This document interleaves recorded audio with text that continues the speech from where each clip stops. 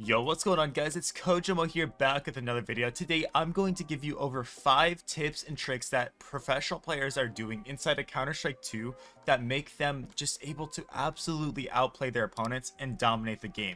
By the end of this video, you're going to have a better understanding and you're going to be able to expand your understanding of the game. You are going to be able to use these tips and tricks to rank up and take yourself from faceit level 5, faceit level 3, and push yourself all the way up to level 10, because these are some of the things that make or break how good you can be at the game. These are some next level things, so let's get right into it. Starting off with the first tip of the video is going to be professional players, when they see that there's a pistol down, say the T's through the smoke wall, they know a USP is down right here, maybe their teammate died or something.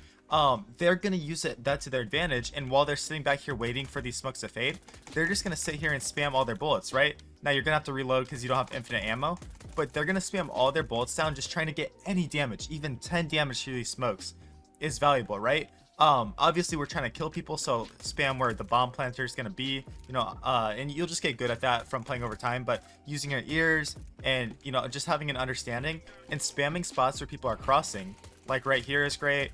Shooting palace is good if you think they're coming out palace, even the opposite side of default, and just spamming these different spots where people are going to be, and then throwing your pistol away to pick up your teammate's pistol, and then using that, right? So what did we do? We're just maximizing the damage that we can do. We're maximizing the amount of kills that we can get. And professional players are doing this, and new players don't actively think about stuff like this, right?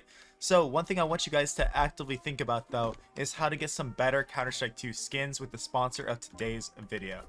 The sponsor of today's video is SkinPlace, a site where you can instantly and safely sell skins for real money. It really only takes seconds. To get started, you need to log in via Steam. Choose the skins that you want to sell. Next, choose a withdrawal method. Currently available are Visa and MasterCards, Bitcoin, Ethereum, Litecoin, and balance on site if you plan to withdraw money later. Enter your wallet number and do not forget to use my promo code CoJoMoCS for a 3% bonus on your first sale. When you have filled in the gaps, click Receive Money Viola. The funds will arrive in your account soon. I left the link to SkinPlace in the first comment. Have some good sales. Alright guys, so let's go ahead and talk about the next tip and trick that I see pros doing that you could benefit from 100%, and that is actually the opposite. So say you're a CT, and you know that you're going to be in a close range combat situation, right? So Mirage is a little harder since it's a little more open, but say we kill somebody out here in apps, right? And they have a Glock down. Usually the USP is better than a Glock, but sometimes, and I don't have one, so we're just gonna act like the P250 is a Glock. Sometimes though, you want to be active and jump around and do all these things and get up in their face. So the Glock is a better weapon for you if you want a close range fight, if you want to be able to run and gun. Both pistols are pretty good at it, but the Glock is clearly the better pistol in that regard. So what you'll see a lot of high level players do is, if they see that Glock down, they'll pick it up and start using that instead of the USP. And newer players might be like, bro, why are they using the Glock? What are they thinking? It's because of this reasoning. Also, a very good time to use the Glock is if you know your opponent is on like 1 HP. The Glock is always the better pistol to use, because if they're 1 HP, they're super low. The Glock has 20 bullets compared to 12, and the running accuracy is a little better. The run and gun ability is just very good with the Glock. So that's always the weapon you're going to want to use, right? If you think you're going to take long range fights, then of course the USP is going to be your best friend, right? That's obviously the weapon we want to have in these situations. But for stuff like B-Site on Mirage, when you really want to run them down and do these things, the Glock is second to none in those regards. So that's something that I see professional players doing that you're not doing. Also, if you want to leg up on professional players, subscribing to the channel will help you out and help you increase your game to take you to the next level. So another thing that I see that pros do that you are not doing is when they are in these mid-round engagements, one thing I see them doing is when they know somebody is near them and they're kind of spamming a smoke, or trying to like just get kills to a smoke. A lot of times they know that the T's are going to try to push through, right? They know that a T is sitting right here. So one thing I see players doing is spamming their gun down to 6-ish or 7-ish bullets, right? So they'll sit here, they'll be spamming, right? And then they'll get that gun all the way down to 7 bullets or 6, 5, whatever it is, trying to bait the person into swinging, and they see if they can get a nice shot, right? So they're trying to bait this guy, and this guy's sitting here going, oh, okay, he's gonna reload and run out of ammo, so I'm gonna swing him.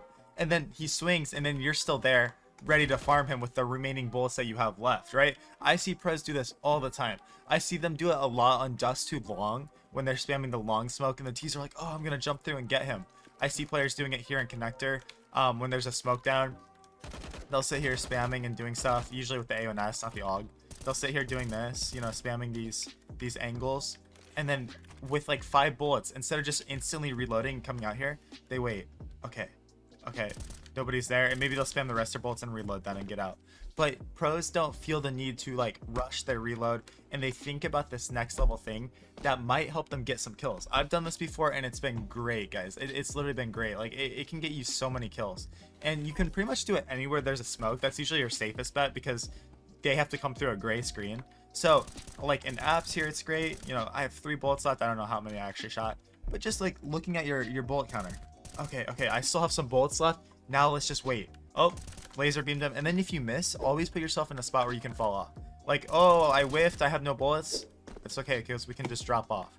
We can drop off and pull out our pistol and do these kind of things. So it's just a very good high level concept that you should be utilizing in your games. Be unpredictable, be hard to understand, and you will benefit so much from that.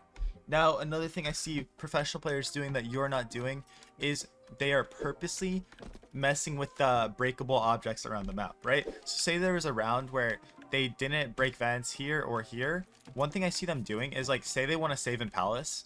I see them breaking these vents to make that sound cue, because this vent breaking will make a large sound cue.